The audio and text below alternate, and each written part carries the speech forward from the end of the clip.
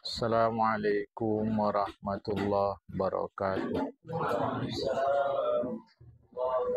Alhamdulillahi rabbil alamin. Wassalatu wassalamu ala asyrafil anbiya'i wal mursalin. Habibina maulana Muhammadin wa ala alihi wa sahbihi ajma'in. Man yahdillah fala mudilla lahu wa man yudlil fala hadiya lahu. Qala al-musannif rahimahullahu ta'ala wa nafa'ana bi'ulumihi fid dharain amin thumma qala wa qala ba'dul hukama'i laita sya'ri ayya syai'in adraka man fatahu al-ilmu wa ayya syai'in fatahu man adrakal ilma. Berkata sebahagian orang bijak, laita sya'ri, duhai patut disayangkan, ayya syai'in adraka man fatahul ilmu, apalah yang didapat oleh orang yang tiada ilmu, wa ayya syai'in fatahu man adrakal ilma, apalah yang hilang kalau orang itu punya ilmu. Jadi kalau tak ada ilmu, apa yang didapat? Ilmu tak ada, apa yang didapat?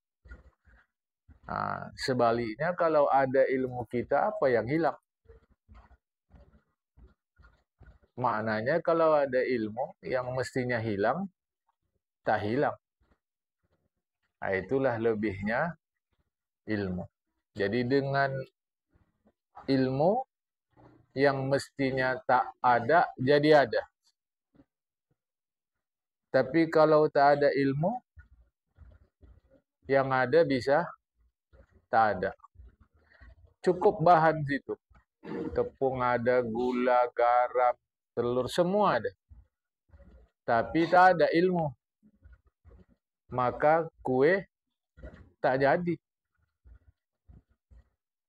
Tak ada apa dia, tak ada ilmu dia, tak jadi kue. Tapi sebab ada ilmu dia, memang kuranglah garam. Tapi pandai dia, di situ ada ikan asin. Ikan asin tu diambilnya sikit. Sikit aja. Jadi juga kue. Jadi kalau tak ada ilmu, yang ada pun bisa hilang. Kalau tak ada ilmu. Tapi kalau ada ilmu, yang menurut orang tak ada, bisa ada. Dan sebetulnya hari-hari hidup kita mengalami itu. Berapa banyak yang sebetulnya tak bisa, jadi bisa. Sebab ada ilmu. Tapi itu tadilah, pengalaman kita enggak kita jadikan ilmu, lewat aja gitu. Padahal bisa. Jamaah. Mestinya mengambilnya ini pakai galah. Galah tak ada. Ada ilmu awak. Sapu tu awak buat. Sapu jamaah. Bisa dia. Tapi sebab tak ada ilmu, maka ikan tadi tak jadi dimasak. Karena kualinya kecil. Ikannya besar. Tak ada ilmu. Jadi sebetulnya kita ini sudah ada ilmu kita. Tapi itu tadi tidak kita sadari. Tidak kita sadari. Itulah pengalaman itu sebetulnya bisa menjadi ilmu. Mau sembahyang lupa bawa peci, cemana menutup kepala? Sedangkan menutup kepala hukumnya sunat. Kalau tak ditutup makruh. Tak ada ilmu dia. Tapi kalau ada ilmu dia, sapu tangan dia di kantong. Dijadikannya penutup kepala. Ini memang penting ya. Seterusnya kata Rasulullah Muhammad SAW. Kalau yang tadi kata sebahagian orang-orang bijak. Ini kata Rasulullah.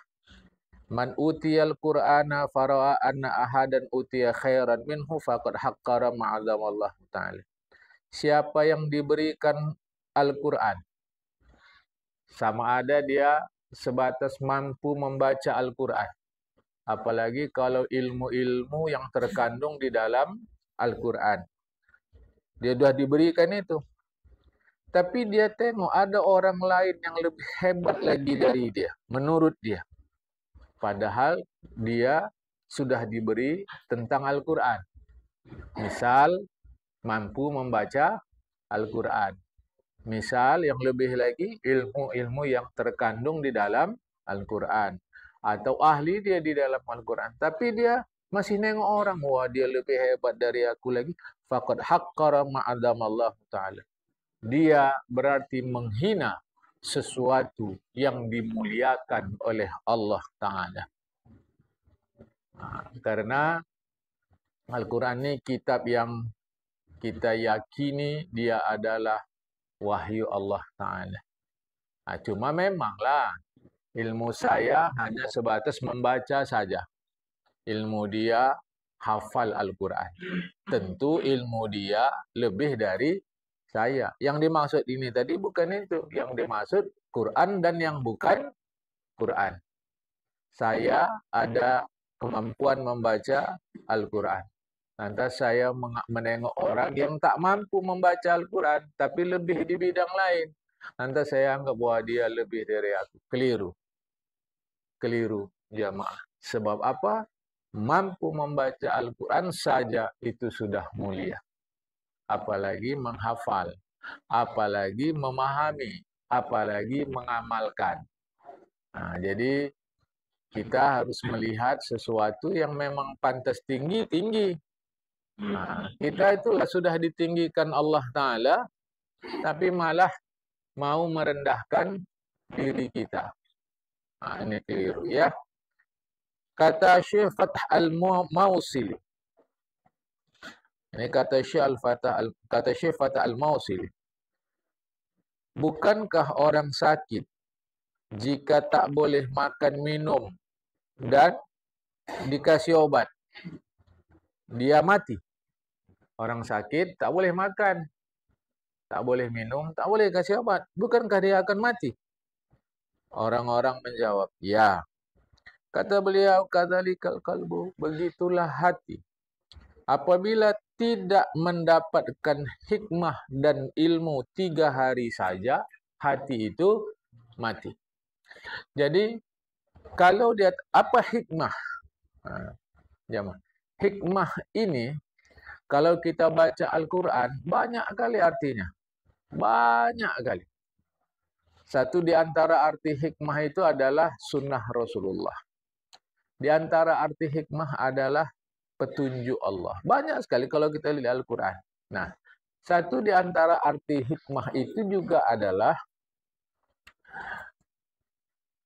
kemampuan memahami di seberang peristiwa. Apa yang ada di seberang peristiwa? Itu juga disebut hikmah. Jamaah. Di Indonesia disatukan hikmah, kebijaksanaan. Jadi kebijaksanaan pun itu arti hikmah. Cuma cara baca kita hikmat.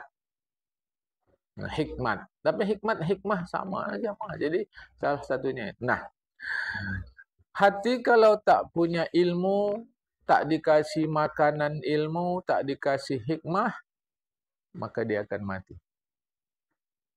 Cuma bedanya mati hati daripada mati tubuh. Kalau mati tubuh, yang punya tahu. Yalah mati dia, keluar roh dia, tahulah dia, mati saya. Tak bisa. Tapi kalau mati hati, yang mati pun tak tahu kalau hatinya mati. Dia tak tahu. Mengapa tak tahu? Karena tak memperhatikan. Padahal dia bersama kita, itu tak memperhatikan. Padahal Khalifah Umar sebutkan hasibu anfusakum qabla an tuhasabu. Hitung dirimu sebelum kau dihitung. Bahasa secara literik lah. Tapi bahasa orang sekarang mungkin kita lebih paham introspeksi. Apa introspeksi? Koreksi diri. Koreksi dirimu sebelum kau dikoreksi. Tapi kita nggak. Jadi gini, orang kalau mati, tubuh dia mati, dia bisa rasa. Jamaah. Paling jauh, ya mati pisah nyawa dari roh. Itu paling jauh jamaah. Dia bisa rasa, oh saya udah mati. Oke. Tapi mati rasa,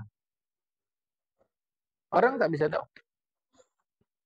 Jamaah. Sebab apa dia tak tahu dia mati rasa sudah?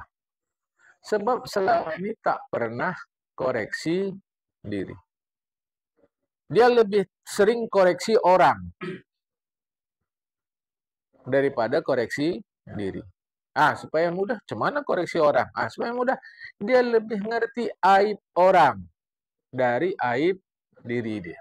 Itu yang membuat dia mati rasa. Apa tanda mati rasa? Mudah. Satu, buat taat tak manis. Buat maksiat tak rasa pahit. Dinasehati nggak mau terima. Itu tanda mati rasa. Dia mah. Jadi taat biasanya tak ada rasa sedap-sedap taat. Cuma karena udah biasa puasa, puasa aja. Udah biasa zakat, zakat aja. Udah biasa sembahyang, sembahyang aja. Tak ada rasa dia sedap sembahyang nih, tak ada rasa dia sedap zakat nih, sedap haji nih, sedap puasa nih, tak ada, biasa aja. Ada sampai masanya bulan Ramadan, puasa, habis Ramadan, habis, tak rasa manis. Waktu buat maksiat, tak rasa pahit, enak aja. Masa saya buat maksiat? Tadi yang gibah saya. Kan kita yang gibah. Ya, mah. Kan kita yang gibah. Tapi kita tak rasa itu gibah dosa. Padahal dosa taubat dari makan B2 lebih mudah dari taubat dari gibah. Tapi kan kita tak rasa. Apalah dosa saya?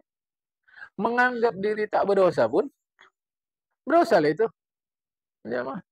2, 3. Dinasihati tak mau terima. Saya bukan nggak terima, tapi jangan gitu caranya. Lah itulah tanda nggak terima. Tanda nggak terima. Jemaah. Kalau kita bang sendiri mau macam mana caranya pun, terserah aja. Apa bukti? Apa bukti? Kita waktu wirid nasi berkat ya. Waktu nasi berkat itu dikasih sama kita agak dilempar sedikit. Nerima nggak?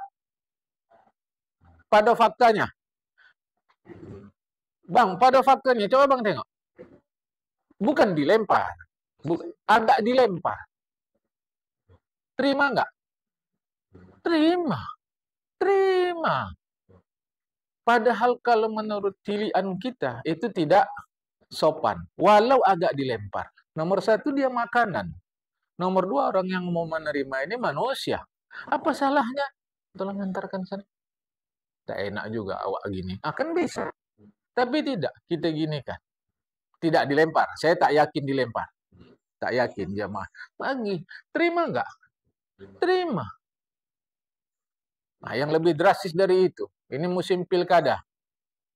Waktu TS membuang-buang duit. Rebut nggak?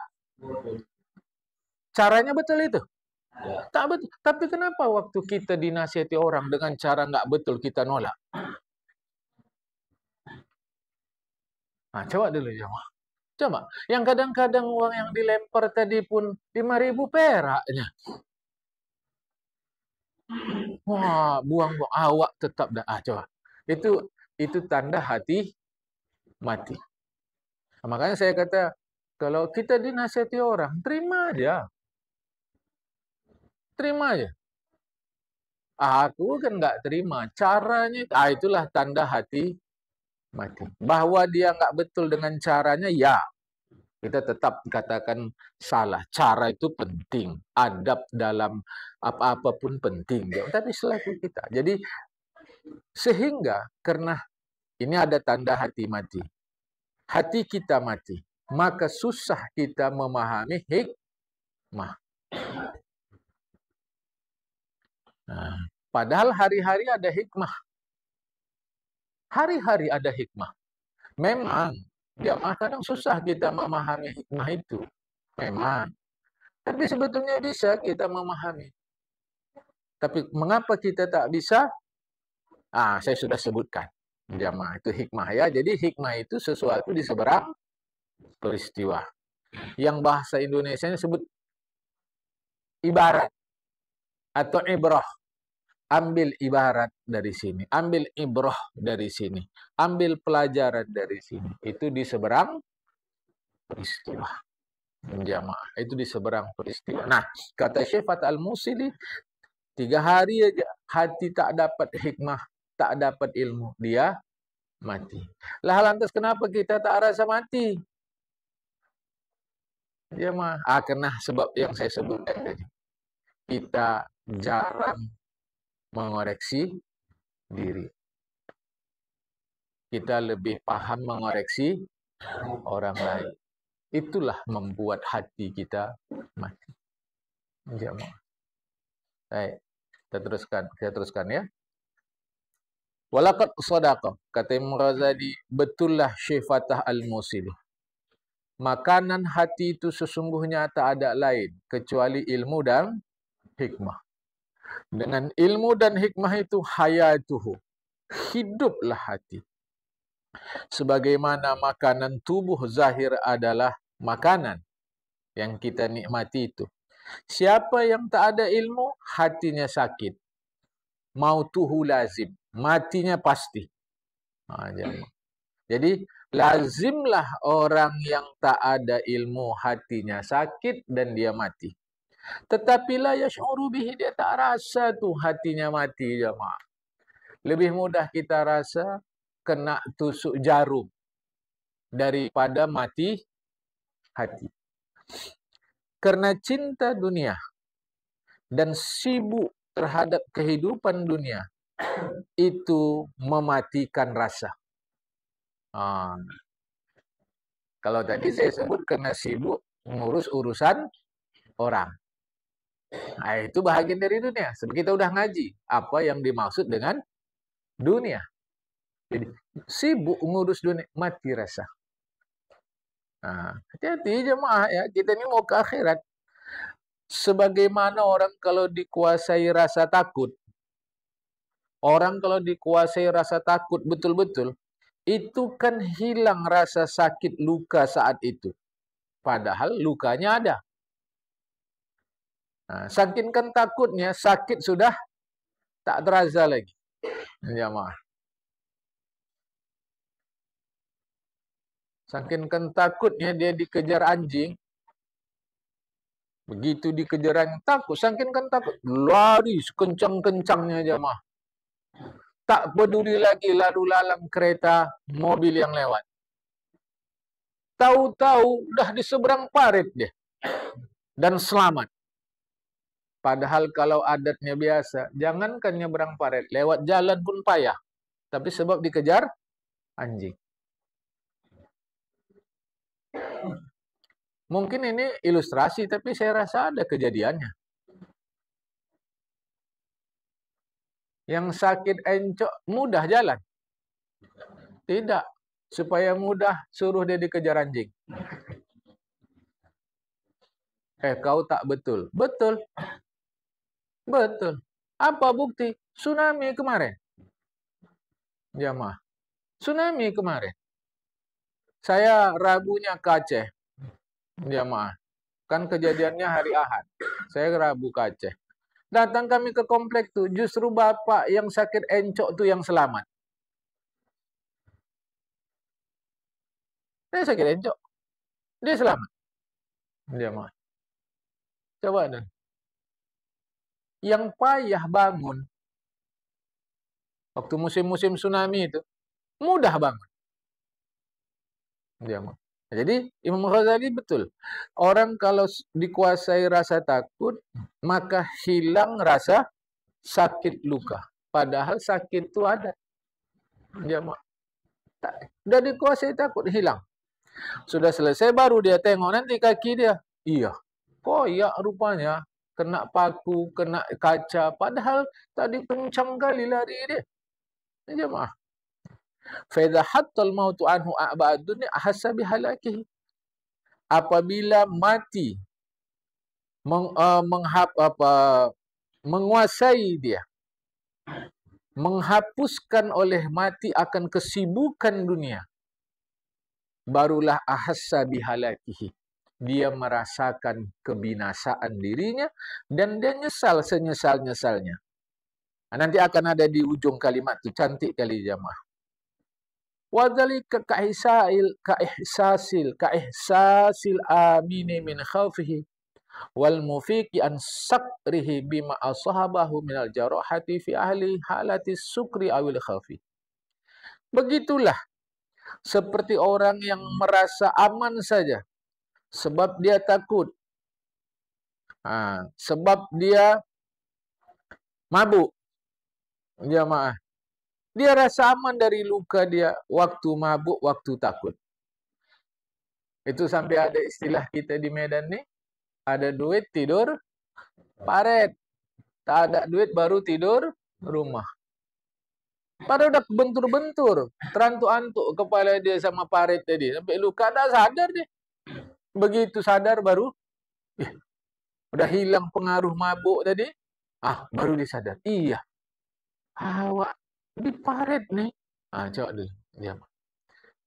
Jadi lindung kita dengan Allah Ta'ala dari kashfil ghita, dari hari kiamat, hari akhirat.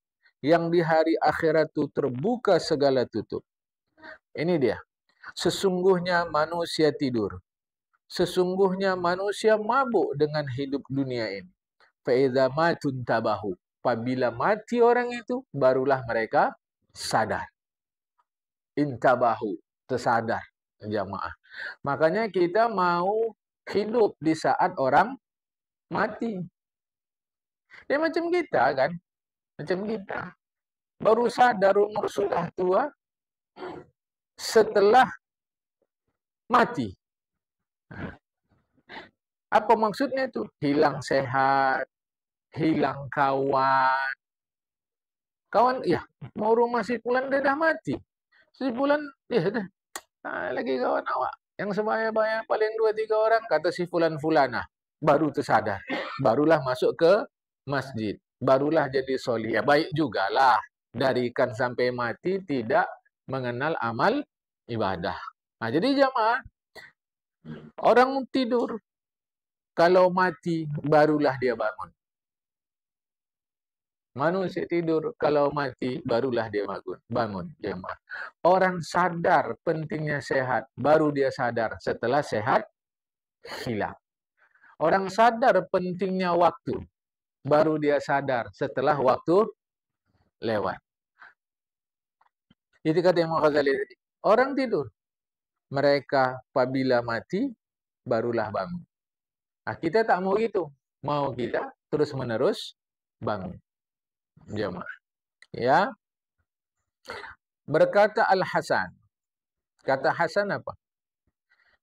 Ditimbang midadul ulama bidami syuhada. Ditimbang tinta ulama dan darah orang mati syahid. Lebih berat tinta ulama dari darah orang mati syahid. Ini bukan hadis. Kan kita ngaji ini asar. Jamaah asar.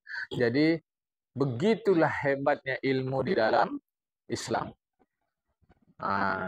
Begitu. Makanya pergilah mengaji. Jamaah. Apa-apalah ilmu ini bukan ilmu fikih saja.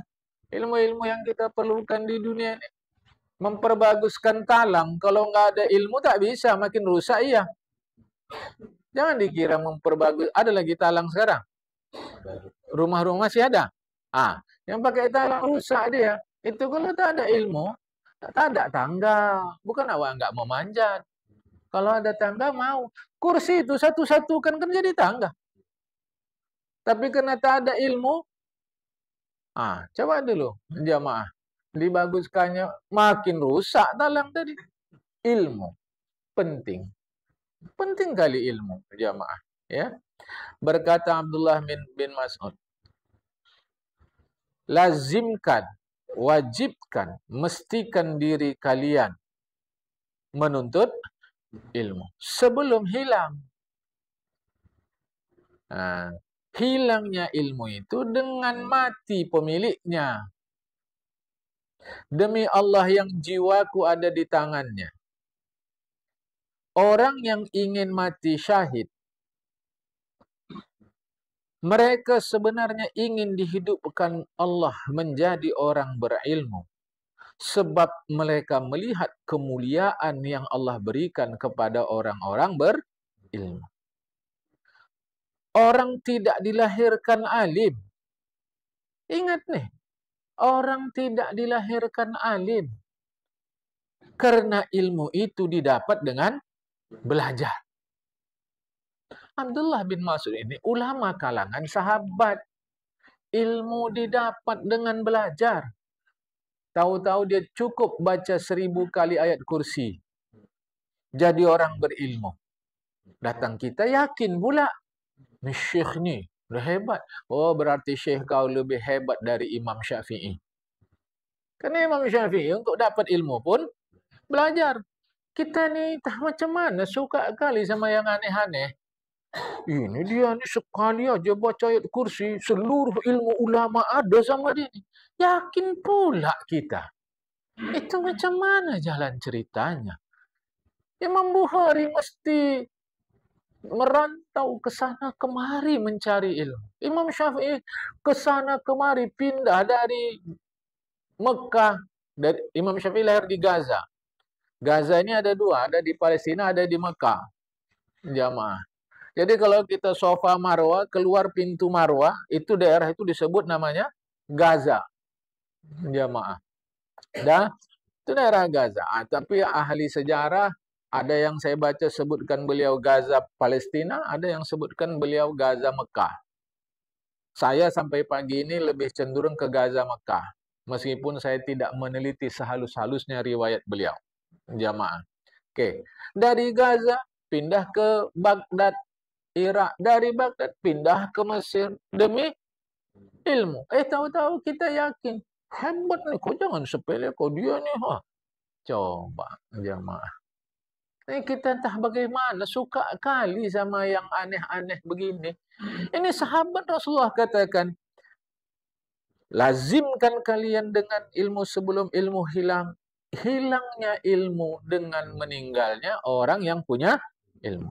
Demi Allah, orang-orang mati syahid sesungguhnya mereka ingin dibangkitkan Allah sebagai ulama, orang berilmu. Sebab mereka melihat kemuliaan yang Allah berikan kepada orang berilmu. Tak ada orang dilahirkan alim. Tahu-tahu kita heran. Ini dia waliullah nih. Dulu begitu lahir, dah hafal di ayat kursi. La ilaha illallah. Macam mana kita ini? Sampai disebut di ujung cakap Abdullah bin Abbas, ilmu dengan belajar. Tak ada lain. Ya, baru nanti saya dibantah. Ya kalau Allah mau. Kata saya, kalau Allah mau kau jadi Nabi pun bisa. Bisa tak? Kalau ada yang bilang tak bisa, keliru itu. Karena Allah karena bisa, maka sekarang saya Nabi. Makanya orang ngaku Nabi sekarang. Banyak. Bahkan di Indonesia ini ada orang ngaku Tuhan. Jamaah ya. Oke, kita tinggalkan itu.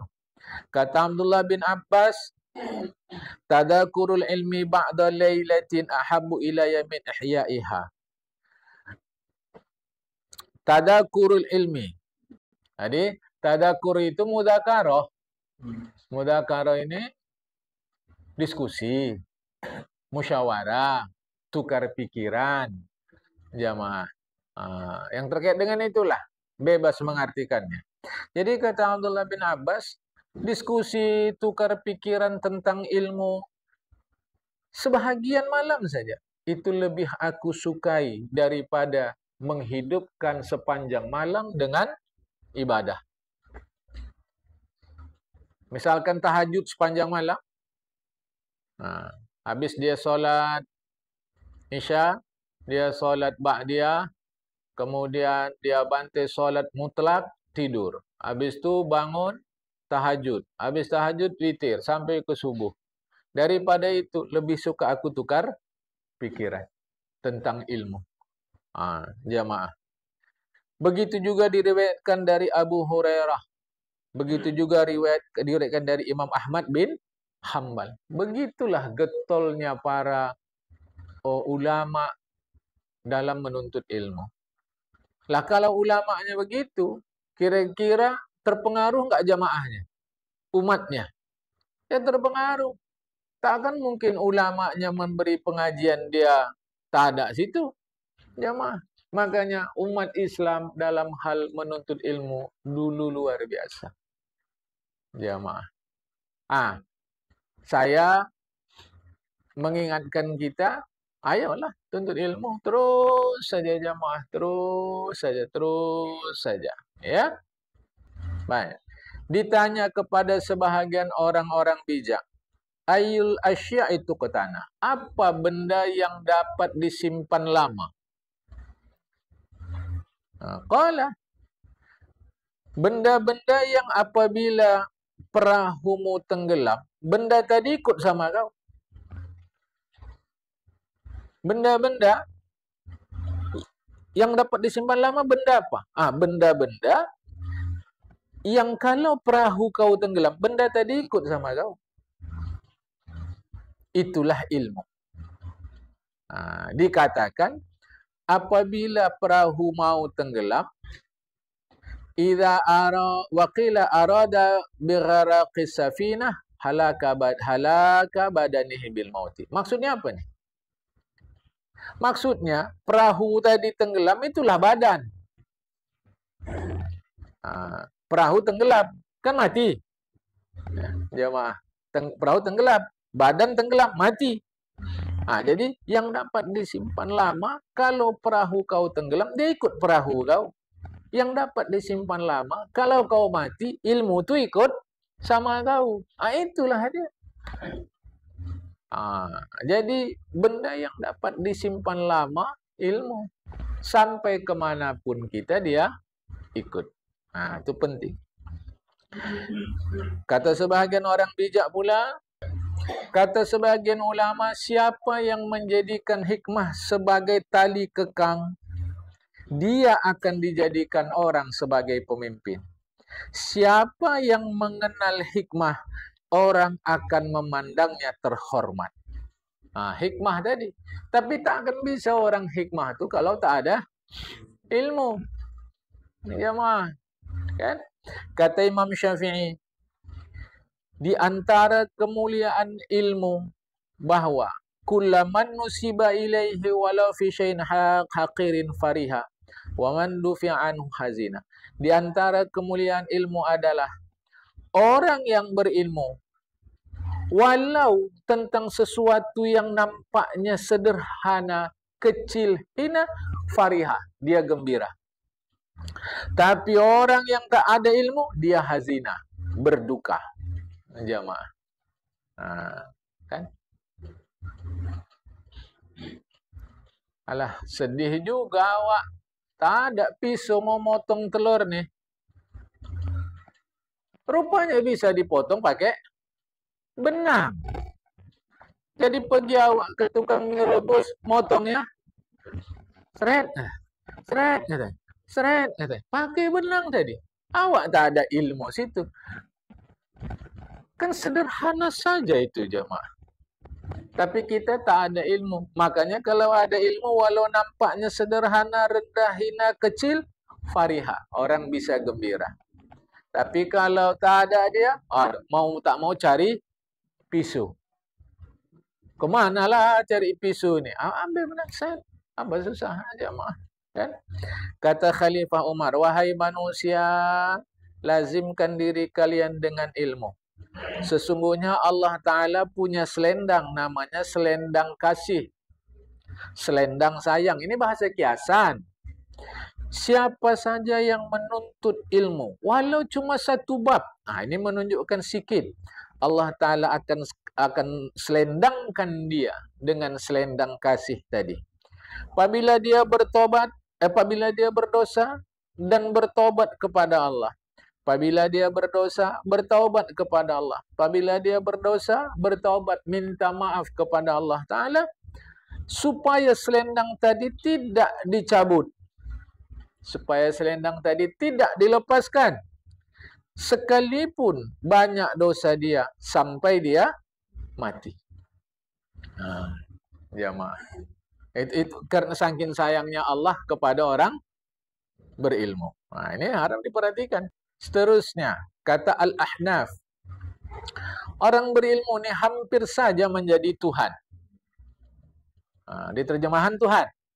Hampir saja menjadi Tuhan orang berilmu. Wa kullu izin lam yu'akkad bil ilmi fa ila dhullin masiruhu. Kemuliaan yang tidak dikokohkan dengan ilmu, tempat kembalinya adalah hina.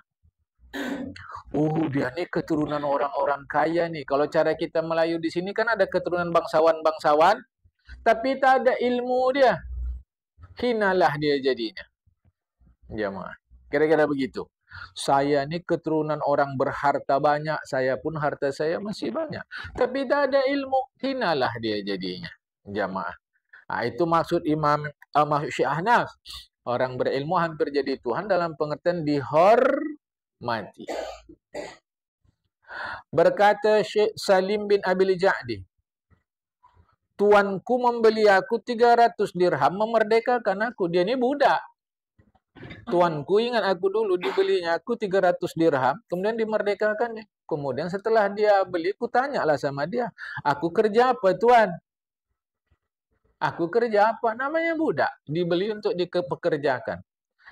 Ternyata kata Salim bin Abil Ja'di, aku rupanya kerja menuntut ilmu. Itulah kerjaku jamaah.